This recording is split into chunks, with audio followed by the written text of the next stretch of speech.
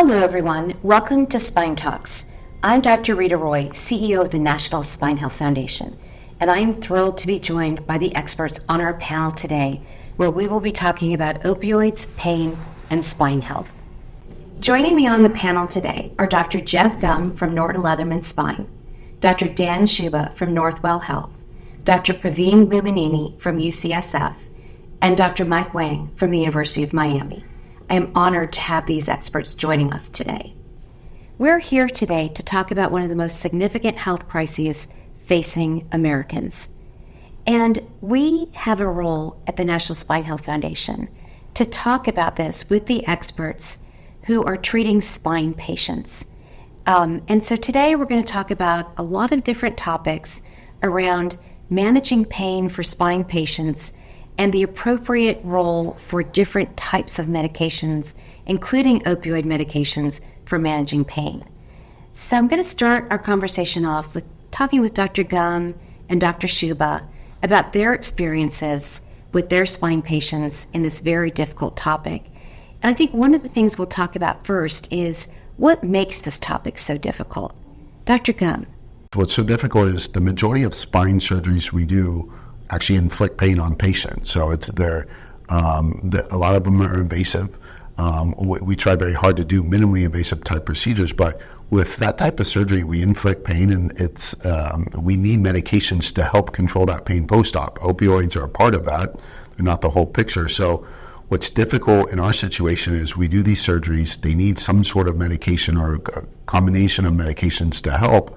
But these medications can be very dangerous and lead to long-term consequences such as addiction or dependence. So that's a tough dilemma to be in with regards to spine surgery and opioids. And first off, I'm just thankful you're bringing this up because this is such a big issue. And I think back to when smoking was cooler, whatever it was, and there were commercials, and everyone realized it caused lung cancer and heart disease. And we condemned that as a society.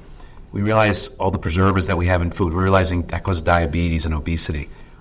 I don't think that people are realizing how pervasive this is, that basically every patient is 1 in 3 patients might have this effect. So as Dr. Gum said, patients are coming to us with pain, and as he said, it complicates it because sometimes the treatment exacerbates that pain.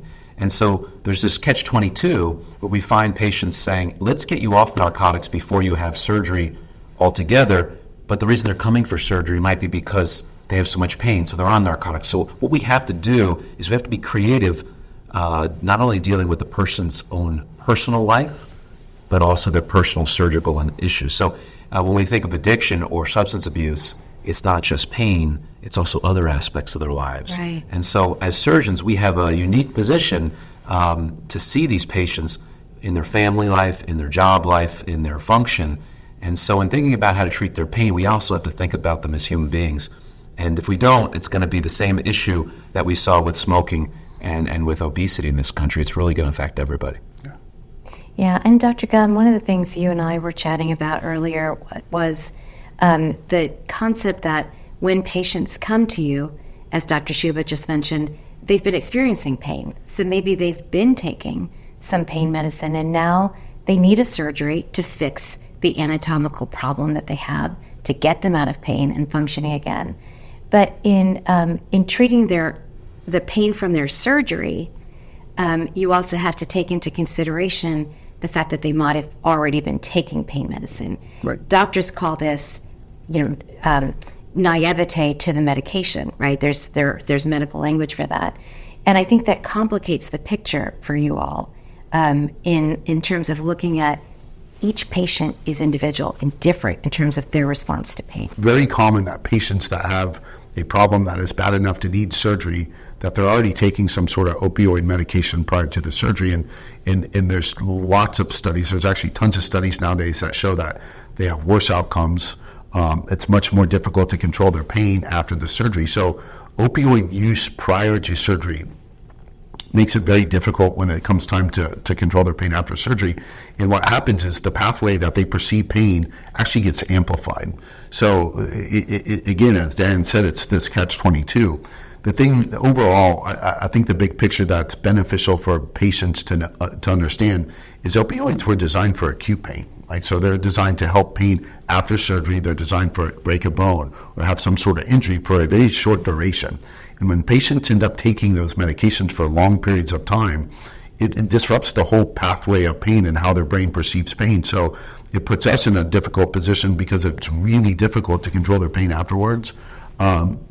That's why what Dan said, we need to be creative. We need to figure out ways to utilize it where it's needed, right, acutely after surgery, but to get them off very quickly and come up with other creative ways to help control pain and from a long-term perspective if they need it long-term. We have a number of different pathways that we hit pain. We hit them from different arrows. Yes. And so, for example, a Tylenol, which people, take for granted, it's a very strong painkiller.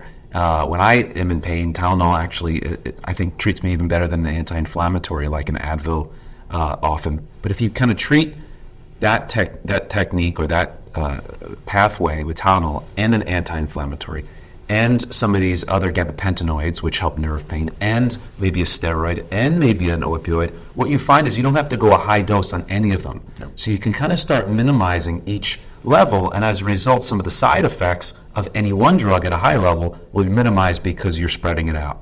The second thing to add to that is that most of the drugs that I just mentioned do not have as much of a dependency on them.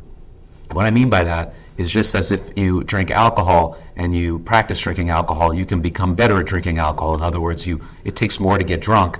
And that happens, as Dr. Gum said, with opioids. And so what happens, though, is when you get to a certain level, your body almost needs that drug, like requires that to keep its tolerance, to keep a homeostasis. And so what happens is when you stop that, you have side effects as well. And these patients hate these side effects, and that's why they keep using it. And I think with opioids, if I'm not mistaken, that can take as early as a week or 2 weeks to begin to have that cycle of dependence. Just like if you start drinking coffee a lot, you might feel that without your cup of coffee you have a headache. That might take a few weeks. The same is true of opioids. Not so much true of the anti-inflammatories or Tylenol. So what we're finding is if we can increase the distribution of the different meds into some of these other medicines, which don't have as much of a addiction profile, might be helpful to patients. Again, we got to get them early because once they get into that, it's hard for them to stop and then becomes the vicious cycle. Patients often come into the pre-op area already on opiates, perhaps on long-term opiates, and we have to figure out a strategy to wean them off of these opiates after surgery when they acutely have more pain. So we've got to come up with that plan lest we have patients who are on long-term opiates even after surgery and contribute to the national opiate crisis. Mm-hmm. And Dr. Wang, we know that oftentimes for any surgery, whether it's a dental procedure or any other procedure in your body, when you get opioids for a surgical procedure, that can be the number one way that people become addicted. So we have an opportunity as practitioners on the prevention side to reduce the likelihood of addiction happening following surgery. Can you comment on that topic? And I like that you bring up the dentist, because I think that spine and dentistry is similar buckets because we're feared. So where someone can have a hip or knee replacement and they're just told you need to do the rehab and this is just a process and the protocol and the pathway, with spine, as Praveen indicated, they come in on pain medicines or they never would have the surgery. And then afterwards, the fear component is just like a prevailing part of their recovery. So I think we have a lot to do, a lot of homework to do with the National Spine Health Foundation in terms of educating the public on this. Yeah. Reduce their fear. Yep. And reducing fear. And Dr. Schuber, you were talking previously about sort of a cocktail approach to pain management, post-operative. After you've had surgery, how do you manage pain and lots of different medication modalities? And I think that's so brilliant. I've actually never heard it explained in that way. And I'd sort of like to hear from the panelists your comments on that as well. So different ways of managing post-operative pain with sort of different classifications of medications. Dr. Gutt. Yeah. So as Dan brought up, we know that exposure to opioids sets you up for potential dependence or becoming addicted to them. That's based on duration of using opioids and the dose that you're given. And so Dan's point that he brought up is we're becoming a lot more creative on attacking other pain pathways to reduce that opioid exposure. NSAIDs, which is tough in spine surgery a lot because the context of potentially inhibiting fusion. So that traditionally has not been very heavily used, but now we're becoming, we're introducing that more and more in pathways afterwards. Gabapentinoids, as Dan said, Tylenol, things like that. So the goal overall, though, is to attack pain from multiple different pathways so we minimize that opioid exposure, which reduces the chance for dependence down the road. And I honestly think that the number one thing to make an impact on this early is education, right? So there's tons of patients that come in, at least in my area of the country, that have been on opioids long term, and nobody's ever educated them on the detriment of that or the downstream effects. And so if you just at least introduce the potential to the patients that these can be addictive or are very addictive, and you can get addicted to them, I think that goes a long way to start the conversation. Yeah, and the crisis of addiction in the United States is such a massive challenge. And what we want to do as spine experts is figure out what role we can play in this big problem that's facing our country. And so we've talked about multimodalities of pain management after an operation, why that can be challenging. One of the other things that people hear about and sometimes talk about, and that we've actually studied in the foundation, is this concept of enhanced recovery after surgery, or an acronym that's called ERAS. And I'd love to hear from our experts what their experiences have been with that, what the promise of ERAS is, maybe what the challenges are, and if that's something that patients should be looking for when they are going to have their treatment. We'll start with you, Dr. Wang. Well, ERAS is a fascinating concept, and we instituted at the University of Miami to change the way people are fast-tracked through surgery.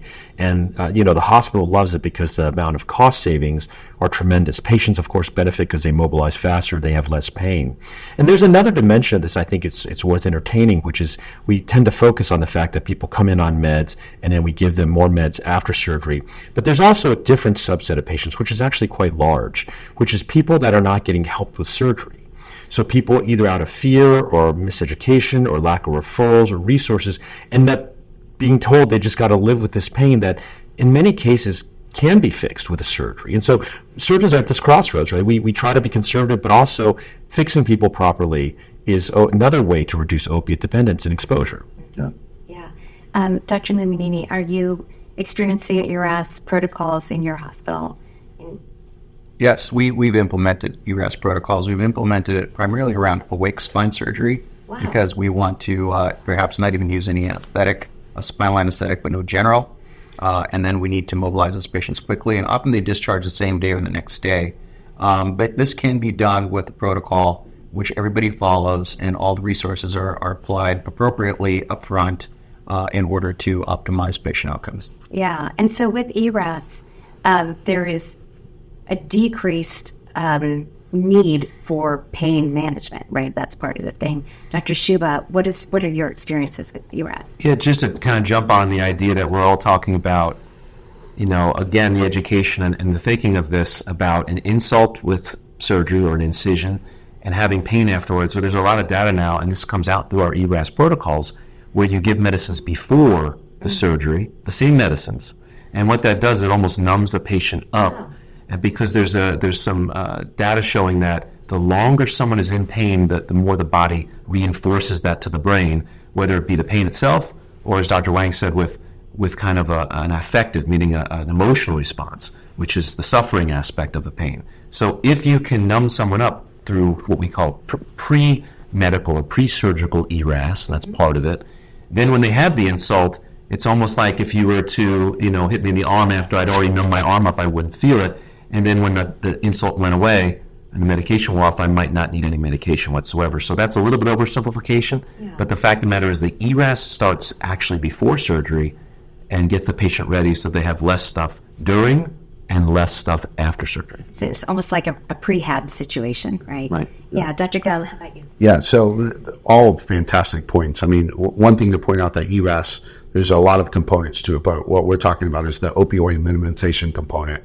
and what we've introduced, and I think all these guys have done this as well at their centers, is we start off with the cocktail before they go to the surgery, like Dan was talking about. That helps. Drug cocktail. The drug cocktail, right? Yes, the drug cocktail, right? That's Tylenol, maybe a gabapentinoid, maybe some sort of NSAID in some centers, and potentially acetaminophen or Tylenol. So the other components of it, which is relatively new in spine, is regional blocks, right? So erector spinae blocks. If you get a total knee, right, typically they're giving you some sort of regional block to reduce that pain exposure. So now we're introducing those in spine.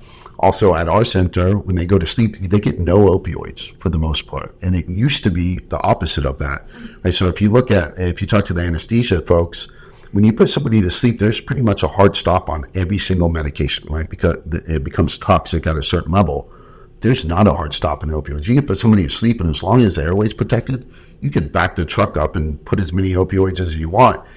But that delays their recovery. They don't get up. They don't mobilize quick. So we're reducing opioids when you're asleep. We're using regional blocks to help, right? And then the other thing is we've standardized the way we treat the pain afterwards in the hospital, right? When we first looked at our data, between 8 partners, the variability was massive, right? So now we standardize that and we escalate it appropriately. So there's a lot of components within ERAS, and there's a lot of components just within the opioid minimization component of it. And all these guys are helping lead the way on how to fight that component. Yeah, it's remarkable the amount of effort and scientific exploration and discovery that is happening amongst the spine surgeons in trying to address pain management and reducing the need for opioids. And I think the public doesn't understand how much work has gone into this. And pain is such a complicated area. The neuroscience of pain is complex and different for every patient. We often hear patients saying, "Oh, I don't want to take an opioid. I don't want to take narcotics. I'm afraid I'm going to get addicted." I'd like to hear our experts, each one of you, share with us how you answer that question when a patient comes to you and says, I don't want any pain medicine. I heard I could get addicted and I'm afraid. Those medications were designed to help treat acute pain, surgery, injury, break a bone, something like that for a short duration. So if you educate the patient that it's helpful in that situation, we just need to minimize how long you take it, what the dose is. Most patients are open to it. I'd much rather take that patient, though, than the patient that continues to want or need opioids long term. Yeah, I would just add to that when I was in training, which seems like yesterday, but was many years ago, we were taught at that time, at least I was, that the patient could have no pain and you had to give them so many opioids to extinguish that. And when patients came back, when they came, we would say, you need more opioids. So I actually think that comment, although it should be a chance for education with that patient so they're not nervous, that new approach of the patient is, I'd rather wait or use less, is refreshing to us, because we only 20 years ago were saying, no, you don't get it, patient. Trust us, you have to use a lot of opioids. Now the patients are actually helping us say, can we try to minimize this? And as Dr. Gum said, that doesn't necessarily mean zero, but I do it's refreshing for me, like Dr. Gum, I like that they're coming to us saying that, because it means that the field is changing, saying, this is potentially dangerous, can we think of something else? So together we can educate each other. Good. Yeah, that's amazing. Dr. Miminini. Yeah, some patients require more pain meds than others, and some patients don't have, as Mike was pointing out earlier, that emotional quality to the pain. They can kind of stick through it and deal with it very well and don't need the opiates. So if they don't want the opiates, we minimize the opiates. If they need the opiates and they're crying in pain, then certainly we would give them. But I respect the patient that doesn't want the opiates, and we start looking for alternatives, liposomal bupivacaine, regional blocks, other things that we can do which are non-narcotic, so that we can try to keep them off the opiates if they don't want it, or give them the least possible dose. Yeah, those are great points. And Rita, I really appreciate that question, because I want to draw a distinction between minimization and appropriate use. Yep. And the precision medicine, the personalized medicine aspect, because if you think about it, just like Praveen said, there are patients who have differences in their temperament, but there's also genetic differences in, for example, addiction potential. For example, in tolerance of opiate side effects, so their therapeutic window is large or small, and then sensitivity in response to particular drugs. And so we've talked about surgical strategies a little bit, not too much, but also, because we all do MIS surgery here, but also these cocktails and prehab and ERAS protocols.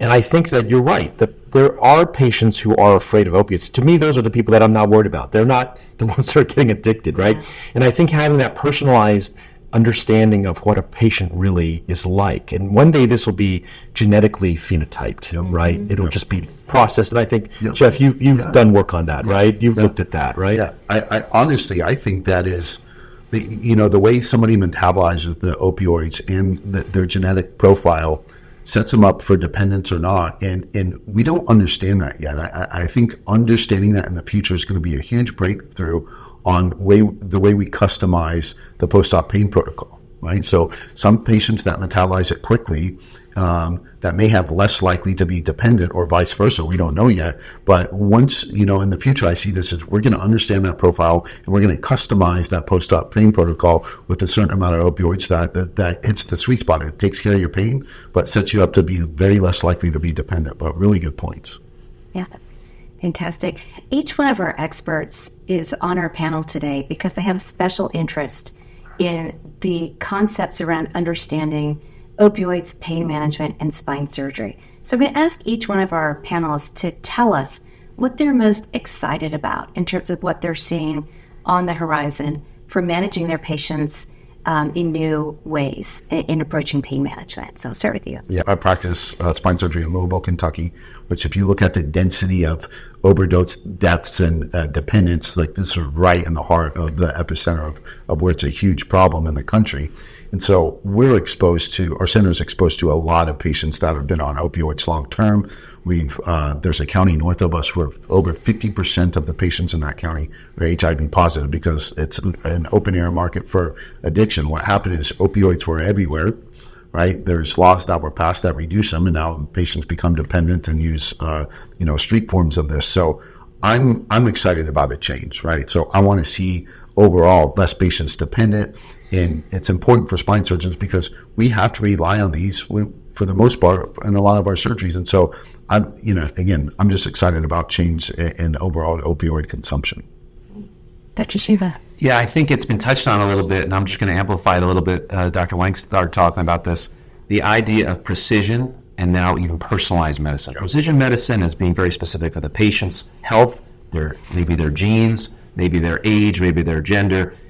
Personalized medicine is now adding in the social factors of healthcare, right? Are they poor? Do not have access? Do they speak a different language from another country? And I can take even myself, and 5 years will be different than I am now. I can take myself and put me in another country, and I would have different access to healthcare. So this is very big and very complicated. The next thing I'm going to say is another word that comes out a lot is artificial intelligence. So are there patterns that we're going to see that I can't see myself? I see 5 patients in a row and I say, I'm going to tweak it just a little bit because you're similar to me. But what we may find is that with artificial intelligence, AI, that we'll be able to pick up patterns saying, Dan, this is a very different patient, even though it seems to look like they're similar based on their age or their problem they're coming to surgery with. They're actually very different. And if that can be picked up, we can make it more what we call personalized. And that personalization is going to change depending on the patient, but also where that patient is in their life and in their age. So it's going to be exciting. We can do more and more minimally invasive than we've ever done before. And as we do that, the incision size is smaller, the blood loss is less, the hospital stay is lower. They're more amenable to having personalized medicine with an ERAS type of a protocol where we can get them in and out with the least amount of opiates. And as that develops with technology over time, we're going to see probably a frame shift in how we treat our patients. It's very exciting what technologies are coming out. For example, new pharmacologics, new carrier for the drugs we use, routes of administration, using augmented reality to minimize suffering and pain, distractive methods, and even, for example, advanced methods of cooling or heating parts of the body to change the local inflammatory or pain response. To me, I think that the technologies are going to move very quickly, offering our patients opportunities to either use opiates better or to avoid using them. Yeah, well stated. Well, this has been a fascinating conversation. We've just done an introduction, really, to the topic of pain management and spine and the spine patient. We know that 100 million Americans suffer with a neck or back condition every year. That's a lot of people. 1 in 3 people have a neck or back problem. We say it's you or someone you know. That translates into lots of people who need surgery and who need help from these experts. So they are seeing lots and lots of patients at very many stages of their spine health journey. In closing, I'd like to ask each one of our experts to leave us with a pearl, just a pearl of wisdom, perhaps some reason why each of you are excited about working with the National Spine Health Foundation to create patient education and to responsibly educate to the public the ways to manage pain and the different ways that can be done, of which there are many that we've discussed today. So maybe I'll start with you, Dr. Wang. Yeah, Rita, I'm very excited because the National Spine Health Foundation, you guys are doing something that unfortunately all of our major societies are not doing, and I try to have a hand in all of them. But you're trying to go directly to the public. It's something that for some reason medical societies don't consider one of their core competencies or values. And that's unfortunate because it's not a vacuum. Right? There are other sources of information that are being disseminated that are either not scientific or improperly aligned or predatory, let's say, or financially incentivized. And what you guys are doing as a nonprofit is you're allowing us to communicate ethically and responsibly to the populace. Yes. I have not seen that happen very often, so I'm very excited about this. We are in the era of personalized medicine, patient-centric care. We have to have the voice of the patient in what we do, and the National Spine Health Foundation is helping us to understand that voice of the patient and increase those lines of communication. I think it's incredibly important for the years going forward. Kudos to you and your team. And this is really about involving the people. And so I think what we are not doing is saying this is what you should do as doctors and you listen to us. This is actually an interplay because the solution is going to come from the patients, because I'm a patient and I'm a provider. And so I have to be thinking about this as a patient, but the people out there who are listening to this realize that you're part of the solution. You can inform us. This is a play between the two of us. We're going to learn this together. Yeah, great comments from all three of you guys and Rita. So again, this is a perfect example of how the National Spine Health Foundation can be so beneficial. One of the biggest reasons why patients get in trouble with opioid dependence is lack of education. This is a perfect conduit for education. And so, again, these guys point out we're not telling you what to do. It's an open discussion. We're just trying to help educate folks that need help down the road. We hope that this conversation has been enlightening for everybody who's listening. This is a really difficult topic. It's very challenging. It's multifactorial, like many aspects of medicine. And we are very blessed to have these healthcare heroes joining us to give the expert insight to the public for all of us to be able to make better informed choices so that when you do find yourself or a loved one with a spine condition, you have a trusted resource to go to educate yourself so that you can ask informed questions of your doctor and have an informed conversation. And I think that's what each of our experts are telling us here today, is that patients get better outcomes when they themselves are better educated, and you can have a better and deeper conversation with your doctor.